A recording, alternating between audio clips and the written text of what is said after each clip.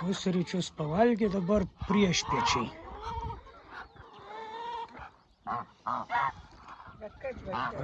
Palepins bulkyte. Visa šeimyna susirinkus. Kas peri, kas buvo, bulką užkandžiauja, kas nori maudytis.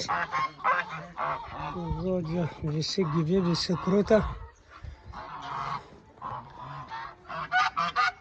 Labas, Saulutė. Tavęs nesimato per krūmą. Bailus kažkoks.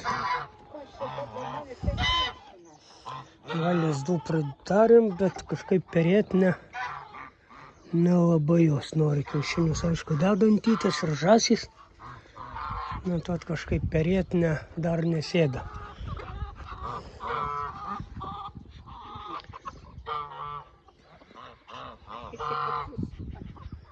Sutriukšmo didžiausia. Kas daugiau praeis. Šitos labai fainos Nilo žąsys opereliai. Kas turi tokių, parašykit, kaip jums su jom sekasi, kaip jos peri, ką mėgsta, ko nemėgsta. Žodžiu, kad tokios informacijos norisi daugiau. Žmonių, kurie kolegos, gyvūnėlių mylėtojai, aišku, ir naudojantis produkciją. Žodžiu, parodysiu dar kiaušinukus.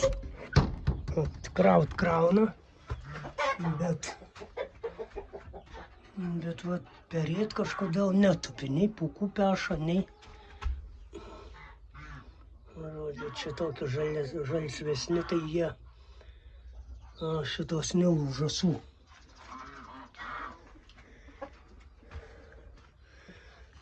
Gaidžių krūvą reikia jau plauti jų kotedžą, kad matytų per langus. Dar parodysiu palakutę. Jau vienus žąsiukus išperėjau. Žodžiu, lipa iš savo buvusio lizdo, ten matyti 3 neapvaisinti. Tai 3 paliko ir persėdo ant kitų, kur žąsytės padėjo kiaušinius. 2 mėnesius iš eilės. O kaip čia vyksta. O čia tie kiaušiniai, kur matyti jau iš jų nieko nebus. Nesenai jau nuo jų nulipo, vakar prasižiūrėjo. O kokie dideli ir paskui prasinešė namo, pažiūrėsiu. Buvo čia kas nors ar ne?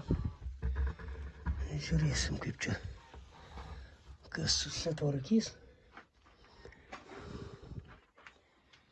Žodžiu, fainas, smagu, taip pelnė iš pačių ryto. Viską apžiūri, per pietus patikrinė.